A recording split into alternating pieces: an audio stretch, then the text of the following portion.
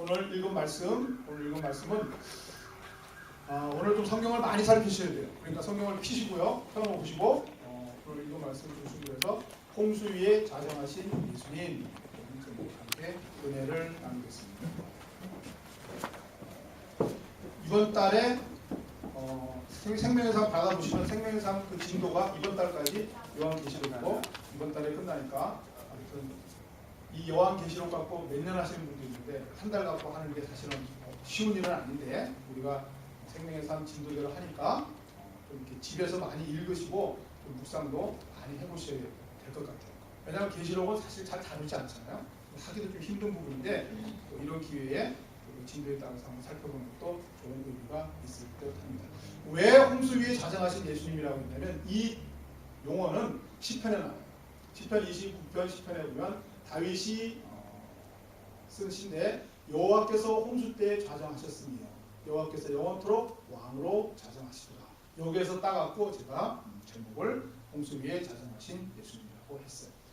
이어지는 시편에 여호와께서 자기 백성에게 힘을 주시며 여호와께서 자기 백성에게 평강의 복을 주시리로다. 그래서 왜 땄는지 함께 우리가 살펴보면 제가 이 제목을 붙인 의도를 알게 되실 거예요. 자, 우리 지난주 했던 거 잠깐 살펴보면 요한계시록이 첫 번째 일곱 인봉 하나님의 오른손 보좌에 앉으신 빛나는 하나님의 오른손에 놓여있던 두루마기 일곱 인봉이 된 봉인이 된 그 두루마기가 있었는데 그것을 어린 양이 예수님께서 하나씩 뗄 때마다 있었죠. 그래갖고 첫 번째 인을 띄면 두 번째 인을 띄면 이렇게 쭉 가다가 일곱 번째 인을 띌 때에 그때는 일곱 나팔이 일곱 나팔을 든 일곱 천사가 등장해서 그때부터 이제 나팔을 하나씩 분다 그랬었잖아요. 그래서 첫 번째 나팔, 두 번째 나팔 그러면 어떤 자연의 재해, 어떤 바다의 피해, 또 이렇게 그런 현상들이 계속 일어났었다고 그랬죠. 그래서 일곱 인봉이 뛸 때는 약 4분의 1이 지구의 자연의 4분의 1이라든가 사람의 4분의 1이 재해를 만나지만 그 다음에 나팔이 불 때는 3분의 1이 바다의 3분의 1, 바다 생물의 3분의 1, 사람의 3분의 1 이런 식으로 자꾸 이렇게 점진적으로 자꾸 커진다 그랬죠. 그래서 경고성이 있는 거예요. 경고성이. 그러다가 이제 일곱 번째 나팔이 불어야 되는데 일곱 번째 나팔 불기 전에 나왔던 일이 오늘 나오는 거예요. 그래서 그거를 오늘 설명을 하고 그 일곱 번째 나팔이 불고 난 다음에는 일곱 대접 재앙이 나와요. 일곱 대접 재앙이 나오는데 그거는 끝이라고 했죠. 4분의 1이 됐다가 3분의 1이 됐다가 일곱 대접은 이렇게 부어지면 예외가 없이 전부 당하게 되는 그런 재앙인데 오늘 살펴볼 내용은 요 일곱째 나팔, 여섯 번째 나팔 사이에 있던 일을 오늘 이야기를 하려고 해요. 자, 거기 보면 많은 논란들이 있었고 역사를 통해서 굉장히 많은 이야기가 나왔던 것들이 다 여기 나오는데 첫 번째 보면 12장을 잠깐 펴보시면 거기에 보면은 1절에 하늘에 큰 이적이 보이니 해를 입은 한 여자가 있는데 그 발 아래는 달이 있고 그 머리에는 12별의 면류관을 썼더라. 그 여자가 아이를 베어 해산하게 되매 아파서 애써 부르짖더라. 그런데 이때 3절부터 나오는 거예요. 하늘에 또 다른 이적이 있으니 보라 한 큰 붉은 용이 있어 머리가 7이요 뿔이 10이라. 그 여러 머리에 7 면류관이 있는데 요 내용 용이 나옵니다. 크고 붉은 용이 나오는데 머리가 7이고 뿔이 10이고 제가 이거를 좀 그림을 찾아서 좀 보여드리려고 했는데 제대로 된 그림이 없고 전부 다 막 흉측하게 이상하게 그려놔갖고 제가 일부러 그림을 생략하고 여러분의 글로 생각을 하시면 될 것 같아요. 머리에 7 왕관이 있는데 그 꼬리가 하늘의 별 3분의 1을 끌어다가 땅에 던지더라. 그리고 용이 해산하는 여자 앞에서 그가 해산하면 그 아이를 삼키고자 하더니 이런 이야기 나오는데 이 용을 우리는 사탄이라고 해요. 보통 우리가 말하는 그 사단을 여기서 지금 용의 등장을 해서 이것을 사단이라고 그러고 사단이 여자를 해산하려고 하는 여자에게 굉장히 어떻게든지 없애려고 하는데 이것을 마리아라고 볼 수도 있고 그리고 태어나는 아이를 예수 그리스도라고 볼 수 있고 또는 오늘날의 교회라고 볼 수도 있고 그 태어나는 아이를 크리스찬이라고 볼 수도 있고 여러 가지로 볼 수가 있는데 중요한 건 이 용이 굉장히 파워가 세다라는 거죠. 별 3분의 1을 끌어다가 땅에 던지고 이 정도로 파워가 세고 그 다음에 크리스찬과 예수님과 거기에 대적한다는 거예요. 그건 분명한 거예요. 그런데 좀 내용이 지나가서 보면 7절에 보면 하늘에 전쟁이 있으니 미가엘 천사, 그 싸움의 천사. 가브리엘은 이렇게 메신저 역할을 하는 천사고 미가엘은 그 군장이라고 그러는데 그 싸움을 담당하는 천사죠. 그 미가엘과 이제 이 용과 싸우는 거예요. 싸워서 누가 이기냐면 미가엘이 이겨요.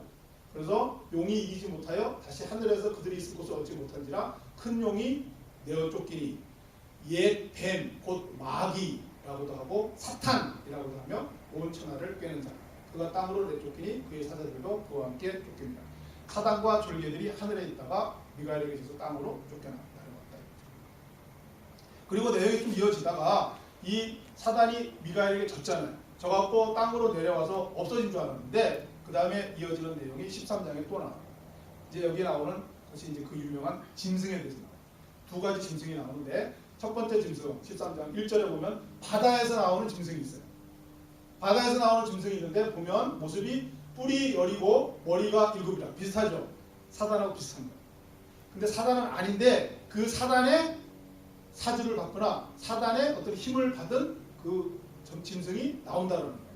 그리고 뿔에는 11관이. 아까 사단은 머리에 왕관이 있었는데 여기 짐승은 바다에서 나오는 짐승은 뿔에 11관이 있고 머리들에는 신성보다하는 이름들이 있더라. 표범과 비슷하고 곰에 발 같고 사자의 입 같고 이거 다 뭐예요? 무시무시하고 제일 센 짐승들만 다 붙어있는 거예요. 힘이 세고 날래고 그런 짐승들만 전부 다 붙은 거 보니까 굉장히 막강한 힘을 가지고 있다는 거예요. 그의 머리 하나가 7개의 머리였는데 그 중에 하나가 상하여 죽게 된 것 같더니 죽게 되었던 상처가 나음에 온 땅이 놀랍게 여겨 짐승을 따르고 부활 비슷하게 하는 거예요. 그러니까 사람들이 다 와, 그 능력에 놀라는 거죠. 그래서 그 짐승을 따르게 된다는 거예요.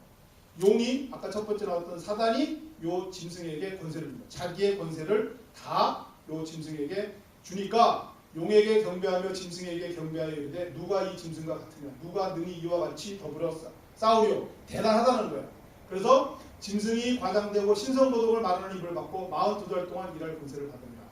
그래서 하나님을 비방했다. 근데 보면 권세를 받아 성도들과 싸워 이기게 되고 크리스찬들과 싸워서 이기게 되고 각 족속과 백성과 방언과 나라를 다스리는 권세를 받으니 이건 뭐예요? 전 세계를 다스립니다. 그래서 요 바다에서 나오는 짐승을 보통 권력, 어떤 국가적인 시스템, 어떤 조직 이렇게 보는 사람도 있고 그래서 오늘날로 치면 컴퓨터가 되고 슈퍼컴퓨터가 되니까 전 세계를 통할하잖아요. 글로벌리제이션, 지금 글로벌화 되어 있잖아요. 그러니까 요 말하고 맞는다 이런 식으로 해서 온 세계를 이 사람이 이 사단의 사주를 받은 짐승이 다 다스린다 이런 이야기도 나옵니다. 그거는 하도 말이 많아서 어느 게 맞다라고 정확하게 볼 수가 없어요. 분명한 건 사단의 사주를 받은 사단이라고 봐야 되죠. 그런 막강한 힘이 막강하다는 거예요. 그리고 굉장히 큰 능력을 발휘한다는 그런 그 짐승이 나왔다는 거죠. 그런데 이 짐승 하나만 나오는 게 아니라 두 번째 짐승이 또 나와요. 이번에는 땅으로부터 나와요. 이 땅의 모습이 짐승이 나오는데 이거는 아까처럼 막 무시무시한 모습이 아니라 어린 양 같아요. 우리 계속 보는 어린 양. 어린 양 같이 보이는 거예요. 어린 양은 누구죠? 예수 그리스도잖아요. 그 예수님처럼 보이는 거예요. 어린 양 같이 두 뿔이 있고 근데 용처럼 말을 하더라고요. 그래서 그가 먼저 나온 짐승, 아까 그 바다에서 나온 짐승의 모든 권세를 그 앞에서 행하고 땅과 땅에 사는 자들을 처음 짐승에게 경배하게 하니 곧 죽게 되었던 상처가 나은 자니라. 처음에 나왔던 짐승을 경배하게 하는 거예요. 이 사람의 역할은. 이 사람이 아니라 이 짐승의 역할은. 경배하게 하는 거예요. 그리고 큰 이적을 해내요. 그래서 심지어 사람들 앞에서 불이 하늘로부터 땅에 떨어지는 거예요. 대단하잖아요. 그 다음에 짐승 앞에서 받은 바 이적을 행함으로 땅에 거하는 자들을 미혹하며 땅에 거하는 자들에게 이르기를 칼에 상하였다가 살아난 짐승을 위하여 우상을 만들어. 아까 처음에 나왔던 그 짐승을 우상으로 만드는 거예요. 그래서 그 우상을 섬기게끔 역할을 하는 거예요. 이 두 번째 짐승은. 그래서 짐승의 우상에게 생기를 주어 그 짐승의 우상으로 말하는 거예요. 야, 동상을 만들어놨어요. 그 첫 번째 바다에서부터 올라온 짐승을 그 신으로 섬기게 하기 위해서 우상으로 조각을 만들어놨는데 이 땅에서 나온 짐승이 이상한 힘을 발휘해서 동상이 말을 하게 만드는 거예요. 그 움직이게 만들어요. 그러니까 전부 경배를 다 할 수밖에 없는 거예요. 그 다음에 경배를 또 안 하는 사람 다 죽여버리는 거예요. 피할 수가 없어요. 막강하잖아요. 그리고 이제 그 논란에 제가 말한 그 표가 나오는데 그가 모든 자, 작은 자나 큰 자나 부자나 가난한 자는 자유인이나 종들에게 그 오른손이나 이마에 표를 받게 하고 누구든지 이 표를 가진 자 외에는 매매를 못하게 하니 이 표는 곧 짐승의 이름이나 이름의 수라. 지혜가 여기 있으니 총명한 자는 그 짐승의 수를 세어보라. 그것은 사람의 수니 그의 수는 666이니라. 그래서 이 짐승의 숫자, 그 다음에 그 짐승의 표를 받은 것이 요즘 자꾸 많이들 들으셨죠? 바코드. 이마에 바코드를 넣는다, 뭐 팔뚝에 바코드를 넣는다, 그거 받으면 큰일 난다, 이런 이야기를 많이 하는 게 바로 여기서부터 나오는 이야기입니다. 근데 이거는 나중에 보시면 하나님에게도 우리가 인을 받는다 그러잖아요. 우리 그 전에도 나오고 좀 이따 나오지만 하나님의 인을 받는다 그러고 다른 성경에도 보면 우리가 성령의 화인을 받는다 이런 식으로 표현을 많이 하거든요. 근데 우리가 성령의 화인을 받는 무슨 표가 있어요? 성경에서 그런 뜻을 얘기하는 건 아니거든요. 그러니까 이거는 분명히 그 표를 어떻게 뭐 물질적으로 눈에 보이는 그거를 딱 받는 게 아니라 사단을 따르는 자들 이렇게 얘기하면 되죠. 그 다음에 666은 자꾸 이게 논란의 여지가 있어서 이건 좀 설명을 해드리면 666은 예를 들면 많은 분들이 그 헬라어에는 그 알파벳이 숫자를 가지고 있어요. 예를 들어서 헬라어의 R 발음 모르겠는데 R이라는 건 200을 갖고 있고 뭐 A는 고유의 숫자 5가 있고 그래요. 근데 네로 황제 있잖아요. 네로의 이름에 나오는 알파벳을 다 숫자를 다 더하면 666이 나와요. 그 이야기를 한다고 대부분들 그렇게 이야기를 많이 하세요. 그 다음에 제가 좀 따르는 경향은 뭐냐면 7이라는 숫자는 하나님의 숫자예요. 완전 숫자예요. 그런데 그 7에서 하나 모자라는 6은 인간의 숫자예요. 근데 그 7이 3개 모이면 3도 완벽한 숫자고 7도 완벽한 숫자니까 7이 3개 모이면 완벽한 하나님입니다. 근데 하나씩 모자라는 6이 3개가 모이면 완벽한 인간입니다. 그러나 하나님에서 하나 모자라는 그걸 상징한다고 보면 될 것 같아요. 그러니까 이거는 너무 그 보이는 것이라든가 어떤 그런 것을 가지고 그렇게 현혹되시면 안 되고 성경 그래서 전체를 다 보셔야 돼요. 그래서 하나님께 우리가 화인 맞은 자, 하나님의 입 맞은 자 그런 거 보면 우리가 정확하게 맞은 게 아니거든요. 그래서 계속 대조를 해주세요. 짐승의 표를 이마에 받은 자 여기 있죠. 이 표를 가진 자, 뭐 오른손이나 이마에 표를 받게 한 자, 이 이야기가 나온 다음에 또 하나님의 인을 맞은 자 나오는데 하나님의 인 맞은 거는 그런 건 이야기하는 게 아니거든요. 그러니까 우리가 성령을 따르고 예수를 우리가 주로 고백하는 자들 이런 것을 우리가 하나님의 인 맞은 자로 치듯이 이거는 사탄을 따르는 자, 어떤 눈에 보이는 것을 직접 뭐 주입하거나 받는 이런 것을 이야기한다고 생각하면 굉장히 잘못 현혹될 경우가 있으니까 이거는 영적으로 해석을 하셔야 됩니다. 아무튼 이거는 제가 논란의 여지가 있어서 설명을 드린 거고 제가 말하는 거는 첫 번째 짐승, 두 번째 짐승 그리고 그 전에 붉은 영으로 상징되는 사탄 이것이 엄청난 힘을 가지고 있다. 사단이 미가엘에게 져서 땅으로 쫓겨나서 없어진 줄 알았더니 그 힘과 권세를 받은 짐승이 바다에서 나오고 이 힘과 짐승은 첫 번째 짐승은 권력을 이야기할 수 있어요. 어떤 나라와 국가와 큰 권력을 이야기하는데 이 첫 번째 짐승도 우리가 다 감당하기가 벅찬데 두 번째 짐승 요거는 뭐냐면 어린 양 같다 그러잖아요. 요거는 잘못된 교리 아주 이거는 종교 우리 같은 기독교에서 이것을 예수님처럼 보이지만 사단의 사주를 받은 그 속은 사단이 어떤 그 잘못된 교리 거짓 선지자들 이 당시 이 요한계시록에 쓰여질 때도 수많은 교회들의 거짓 선지자들이 침투되어 있었잖아요. 우리 첫 번째 사람 때 7교회 내에서도 거짓 선지자들이 들어간 경우 있잖아요. 그런 거짓 교리들 이런 거거든요. 그러니까 첫 번째 힘과 권력과 어떤 국가적인 조직적인 시스템 속에 아주 교묘하게 종교적으로 교리적으로 그것을 숭배하게 만드는, 그러니까 굉장히 교묘한 거예요. 힘과 지혜와 교묘함이 항상 같이 나가기 때문에 우리 성도들이 상당히 어렵다는 겁니다. 그런 현상 속에 지금 계시록이 쓰여져 있는 이 로마 시대의 성도들이 처해 있었고, 앞으로 이들이 네로의 박해도 견뎌내야 되고, 그리고 그 후의 역사를 통해서 봐도 우리들이 지금까지 공산주의라든가 오늘날 자본주의라든가 수많은 패션이라든가 수많은 문화의 침투라든가 이런 것을 보면 우리가 굉장히 어렵게 믿음을 지켜야 한다는 건 분명한 거예요. 그만큼 막강한 거예요. 약하다고 생각하면 안 돼요. 굉장히 막강한데 여기에서 그치면 우리에게 소망이 없죠.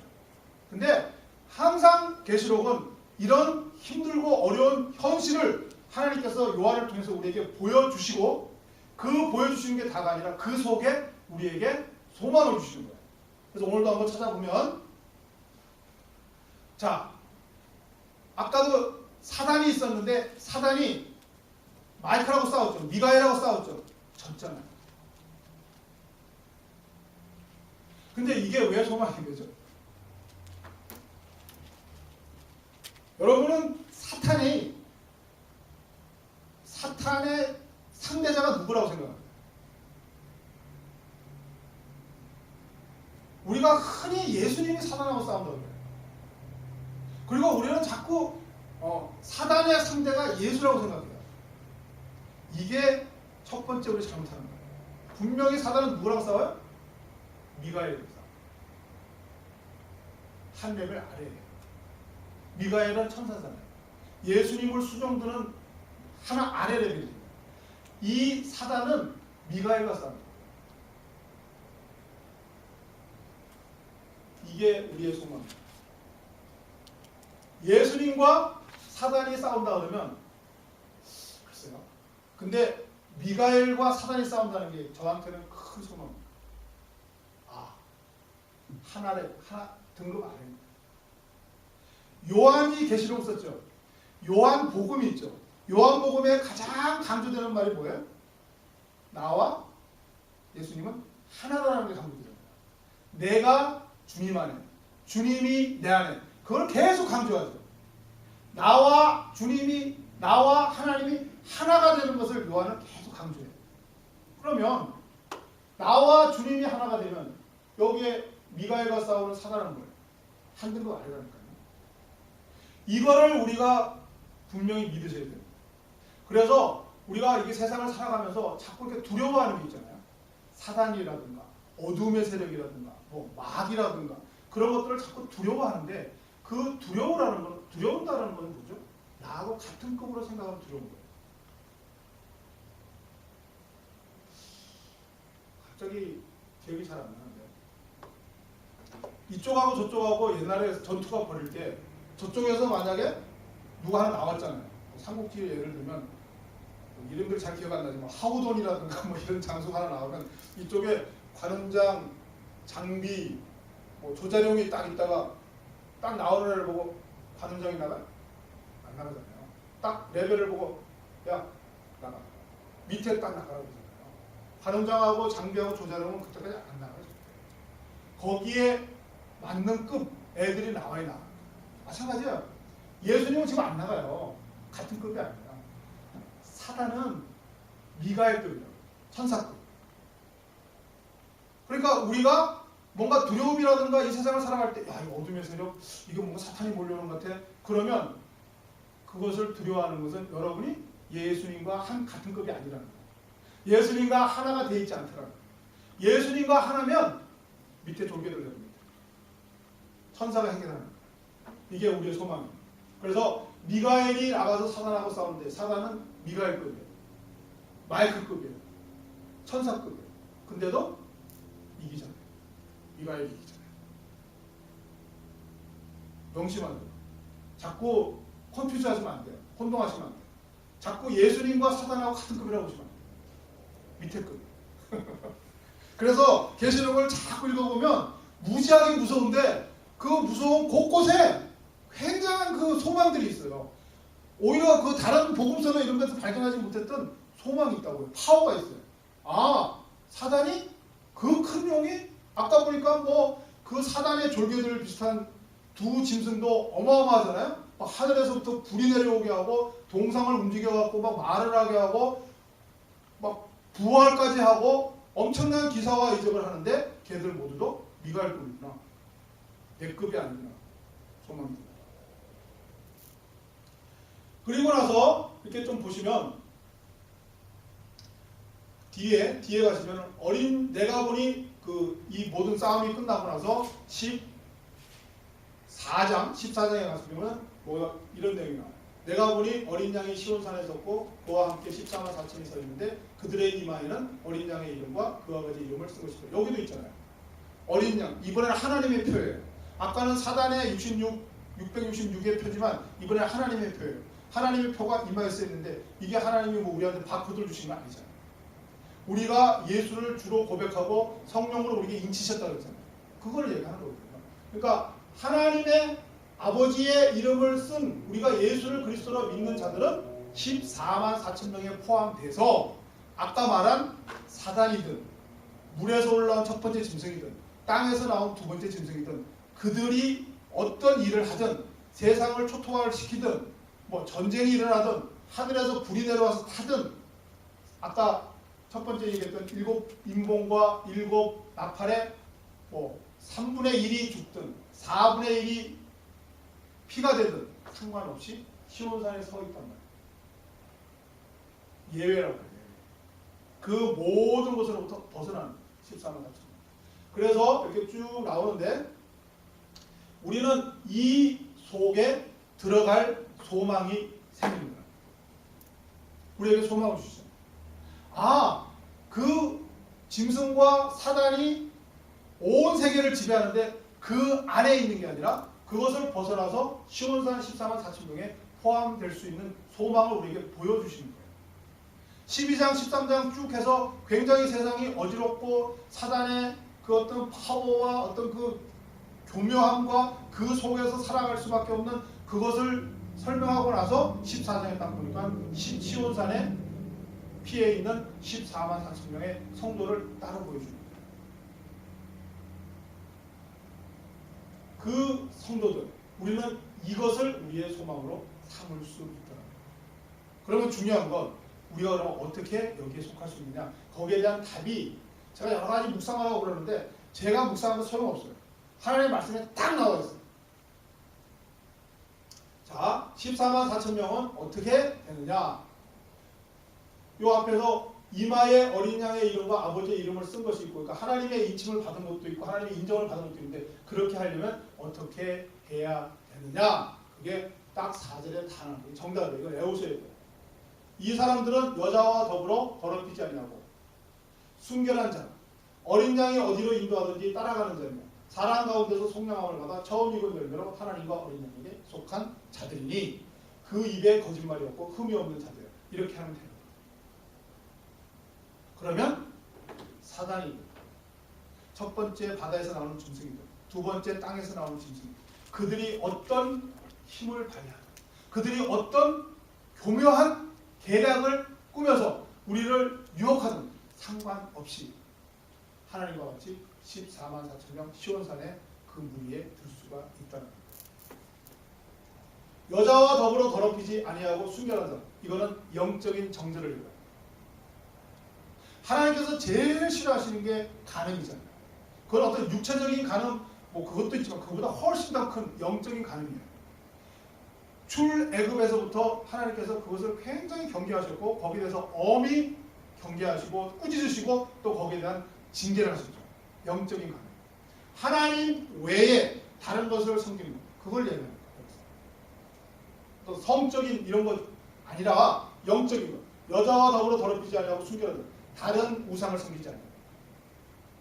아까 그러니까 이건 좀 어려움이 있겠죠. 아까 보면은 분명히 첫 번째 짐승이나 두 번째 짐승들이 전부 우상을 만들려 하고 우상에게 생기를 줘서 우상이 막 기사와 이적을 일으키고 한 거기 안 넘어갈 사람이 어디 있겠어요. 사실 굉장히 어렵겠죠. 그러나 정절을 지키라는 거예요. 우리가 그렇잖아요. 이 세상을 살아갈 때 우리가 지켜야 될 것이 몇 개가 있잖아요. 그 중에 제일 중요한 건 사실은 가정이잖아요. 우리 가정 아이들이 우리에게 가장 바라는 게 뭘까요? 예전에 우리 큰애가 캘리포니아에서 교회를 다닐 때 중학교였는데, 그러는 그 주일학교 선데이 그 티처이 자기 집으로 전부 다 초청을 해갖고 하룻밤 잤어요. 슬리브오버 했잖아요. 근데 그 자리에서 아이들이 이야기를 하는 거 보고 우리 큰애가 놀라서 왔다고. 왜 그런가 했더니 전부 다 불안해하는 거예요. 아이들이. 뭘 불안해하냐면 엄마하고 아빠가 갈라설까 봐. 엄마하고 아빠가 이혼할까 봐 다들 불안해하더라고요. 그걸 갖고 깜짝 놀라서 온 거예요. 그거 왜 그러냐 했더니 집에서 그런 모습을 자꾸 보이는 거예요. 그 부부가 아이들 앞에서 뭐 싸운다든가. 아이들이 민감하잖아요. 아이들은 사실은 그 두 분 사이에서 태어나서 거기에서 같이 자랐기 때문에 금방 알아요. 뭔가 불안한 거예요. 아이들에게 가장 부모가 해줄 수 있는 게 뭐예요? 잘 교육시키고 잘 먹이고 잘 입히는 거. 그거는요 기본이에요. 기본. 그리고 사업이 실패하거나 조금 부족해서 덜 입힐 수도 있어요. 좀 덜 먹일 수도 있어요. 그런 거는 변화될 수 있는 변수예요. 변수. 기본이자 변수예요. 가장 중요한 건 뭐예요? 두 부모가 엄마의 역할, 아빠의 역할, 부모의 역할을 정확하게 하는 거예요. 그게 집을 바로 세우는 거예요. 그것이 우리가 아이들에게 물려줄 수 있는 가장 큰 재산이에요. 자산이에요.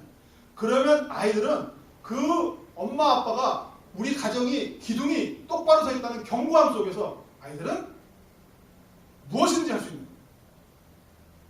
거기에 흔들리면 안 돼요. 그것이 흔들리면 전체가 흔들립니다. 베이스가 흔들립니다. 마찬가지예요.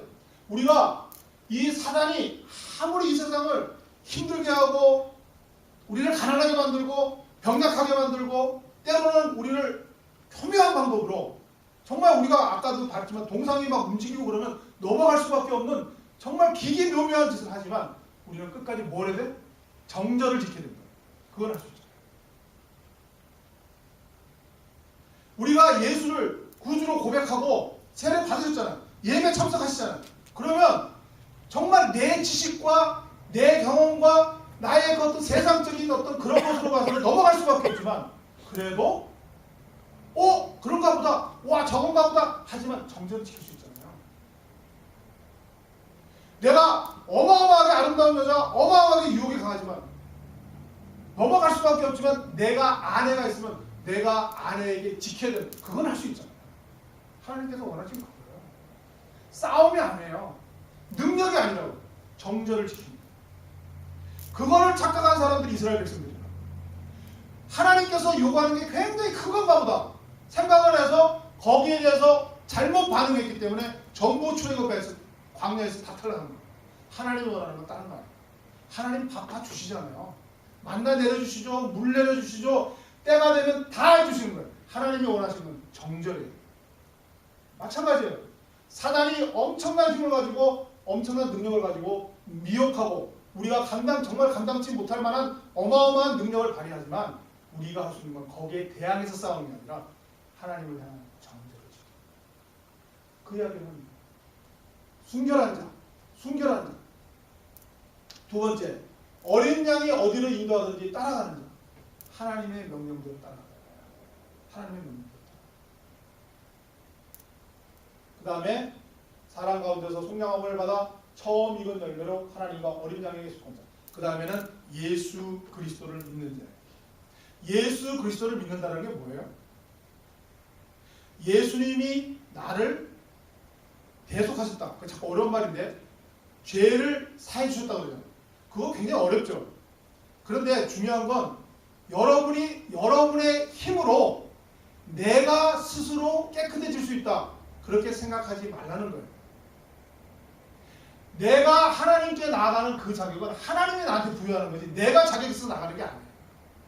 여기 14만 4천 명에 들어갈 수 있는 그 능력은 내가 무엇을 해서 내가 어떤 능력을 발휘해서 거기 들어가는 게 아니라 전적으로 하나님께 가는 거예요. 그게 예수입니다. 여러분이 원하든 원하지 않든 예수 그리스도의 그 십자가의 달리심으로 여러분을 하나님 십자가 사천명으로 들어간다는 거예요. 그걸 믿는 자예요. 아, 나의 힘으로 아니고 오직 하나님의 은혜로, 공짜로 받은 은혜로, 아니면 내 생각과 다르지만 그 하나님의 그 십자가를 통한 그 방법을 인정하고 감사함으로 받은 자들, 그들이 이 십자가 사천명에 들어간다. 그러니까 우리에게 왜 소망이 생기냐면 생각보다 쉬운, 이렇게 말하면 또 좀 어폐했는지 모르지만 사단과 그 졸개들, 두 짐승과 그 세력들은 엄청난 능력으로 나와요. 막 보이는 거로, 막 예를 들면 막 물질로, 막 동상용질 기사와 이적으로, 그리고 막 하늘에서 막 우박이 떨어지고 불이 떨어지는 어마어마한 능력으로 나오잖아요. 그러니까 사람들이 전부 거기 미혹되는데, 의외로 하나님의 인을 받은 자, 하나님의 14만 4천 명의 구원받을 자가 할 일은 거기에 대항해서 같이 능력을 발휘하는 게 아니다는 거예요. 그냥 정절을 지키는 거예요. 자리를 지키는 거예요. 하나님을 믿는 거예요. 그리고 하나님께 순종하는 거예요. 그 능력과 나가서 막 목숨을 걸고 싸우라는 거 아니잖아요. 하나님께 순종하는 거예요. 하나님을 믿고, 그리고 그쪽에 내 몸을 더럽히지 않는 거예요. 그쪽은 능력과 어떤 크기와 어떤 양으로 올 때 나는 거기에 맞서는 게 아니라 내 믿음의 정절을 지키는 거예요.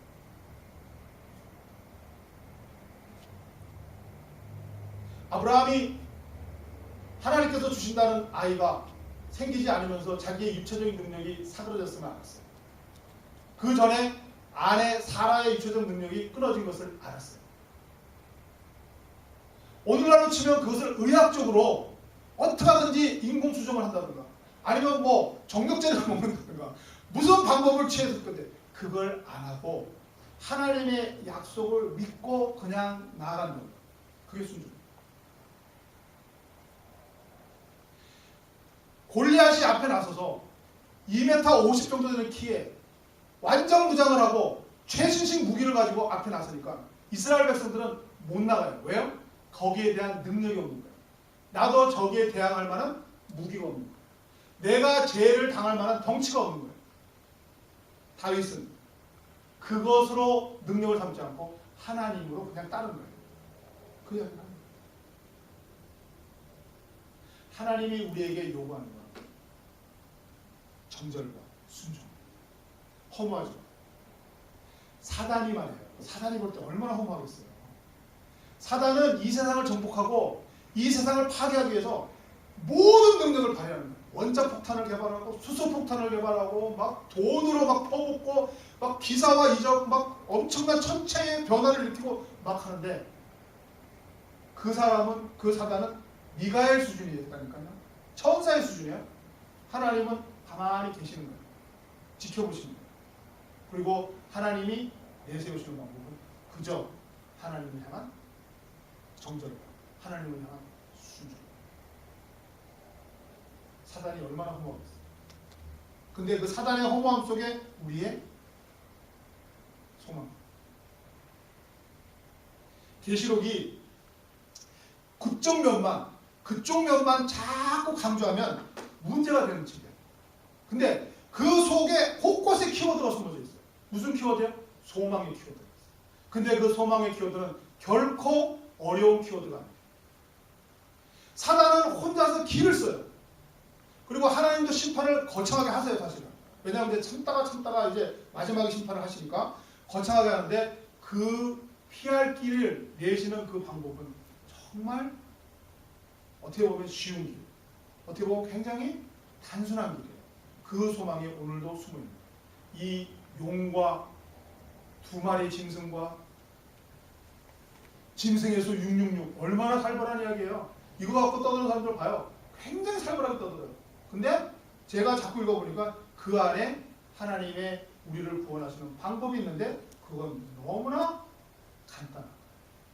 그리고 사단이 허무할 수밖에 없는 하나님을 향한 정절과 그 하나님을 향한 순종을 지키면 그 모든 사단의 공격으로부터 그 모든 사단의 계략으로부터 벗어나 14만 4천 명에 들 수가 있더랍니다. 그리고 마지막 오늘 읽은 부분 중에 마지막 소망은 오늘 아까 스텔라가 읽은 것처럼 내가 보니 흰 구름이 있고 구름 위에 인자와 같은 이가 앉으셨는데 머리에는 국면류관이 있고 손에는 예리한 낫을 가졌더라. 우리 성경에는 이한 낫이라고 하는데 그 예리한 낫이에요. 다른 천사가 성전으로부터 나와 구름 위에 앉은 이를 향하여 큰 음성으로 외쳐가는데 당신의 낫을 휘둘러 거두소서. 땅의 곡식이 다 익어 거둘 때가 이렇습니다. 구름 위에 앉으시니까 낫을 땅에 휘두르매 땅의 곡식이 거두어지느니라. 휘두르시는 분은 예수님. 그리고 알고 걷어진 곡식은 믿음의 성도를 지키는 크리스천들을 이야기합니다. 참고 견디는 하나님께서 때가 되면 이 잘 드는 아주 잘 드는 낫으로 우리를 거두어 가실 것이다. 그리고 너무 길어서 생략했는데 그 뒤에 이어지는 내용은 징계를 받을 자. 그러나 아까 말한 그 정절을 지키지 못하고 그 다음에 그 믿음을 지키지 못한 자들에게도 또 낫을 휘두르요. 그때는 포도송이가 걷어져요. 그 포도송이를 어디다 던지냐면 포도즙을 하는 틀에다가 던지고 그것이 다 으깨어지는 심판이 온다는 거죠. 지키지 못한 자들. 그러니까 이 요한계시록이 전 세계적으로 볼 때, 전 역사적으로 볼 때도 우리에게 소망이 되지만 여러분이 이 계시록을 읽을 때, 이런 내용을 읽을 때 여러분의 지금의 삶 속에 얼마나 큰 힘이 됩니까? 하나님이 다 기다리시고 계시다. 그리고 우리가 예수님을 사랑하고 예수님을 믿으면 예수님께서 우리를 그 사단의 급이 아닌 미가엘 급, 사단이라는 그 우리를 그 뭐라 그러죠? 우리를 공격하고 있는 수많은 그 환경과 시험과 환난은 전부 밑에 급이에요. 그리고 미가엘을 시켜서 다 때가 되면 해결하게 하시고 우리는 그저 믿음의 정절과 믿음의 순종으로 인내하면 때가 되면 하나님께서 다 우리를 알곡으로 거두어 시온산에 14만 4천 명을 포함시켜 주신다는 것이 여러분에게 얼마나 큰 소망이 돼요. 전 세계적으로 전 역사적으로도 그렇지만 여러분의 현재 살아가는 삶 속에 이 용과 같이 이 두 짐승과 같은 수많은 공격들이 여러분에게 있을 거 아니에요. 그 공격 속에서도 우리가 그 공격 속에 속하면 소망입니다. 이 말씀을 통해서 그 모든 것을 보고 계시고 알고 계시고 낫을 준비하고 우리를 거두실 준비를 하고 계시는 예수님을 주면 우리가 소망을 가질 수 있는 거예요. 그래서 홍수 위에 자정하신 예수님. 홍수 레벨이 아니에요. 예수님. 우리가 홍수 속에 들어가면 그 홍수밖에 못 보죠. 비행기를 타고 가시면 어떤 경우 그런 경우 있잖아요. 이렇게 굉장히 구름이 많이 깔리고 흐린 날인데도 막 비행기가 뜬다 못 뜬다 뭐 연기되고 그러다가 어차피 어렵게 떴는데 조금만 올라가면 구름 위가 푸른 하늘로 햇빛이 짱짱 나는 경우도 있잖아요. 마찬가지예요. 홍수 속에는 홍수밖에 못 봐요. 그러나 예수님은 그 홍수가 아니라 홍수 위에 자정하고 계십니다. 그 홍수를 좌정하시고 다 보고 계십니다. 여러분의 지금 모든 어려움과 여러분의 모든 상황, 앞으로 일어날 사탄은 만만치가 않아요. 절대 이거 피할 수 있다는 이야기는 아니에요. 그것도 요한계시록 잘못 보는 거예요. 우리에게는 분명히 고난이 와요. 그리고 이 사단의 세력은 너무 강해요. 그리고 역사적으로나 세계적으로나 힘쓸 거예요. 그건 분명해요. 그러나 그것을 피하는 것도 아니고 견뎌냅니다. 그리고 그 견뎌낼 때 주님이 주시는 그 말씀을 통해서 주님이 주시는 격려를 통해서 성령의 동행을 통해서 우리가 참고 인내하고 정절을 지키고 그리고 순종하면 그 모든 것을 다 지켜보십니다. 여러분의 모든 고난과 여러분의 모든 아픔을 지금도 홍수 위에 자정하신 주님이 여러분을 다 보고 계시는 거예요. 그리고 여러분은 지금 견디기 힘들지만 주님은 그 홍수 위에서 아주 잘 드는 낫으로 준비하고 계십니다. 여러분을 걷어가십니다. 그것만 기억합니다. 어떤 어려움 속에서, 어떤 홍수 속에서 소망을 품을 수 있다. 그게 크리스찬의 행복이죠. 믿는 우리들의 기쁨입니다. 우리의 소망, 세상의 소망은 다르다. 세상의 소망은 그 홍수 속에서 어떻게든 이것을 피해봐야 되겠다. 이것을 어떻게 가려봐야 되겠다. 아니에요.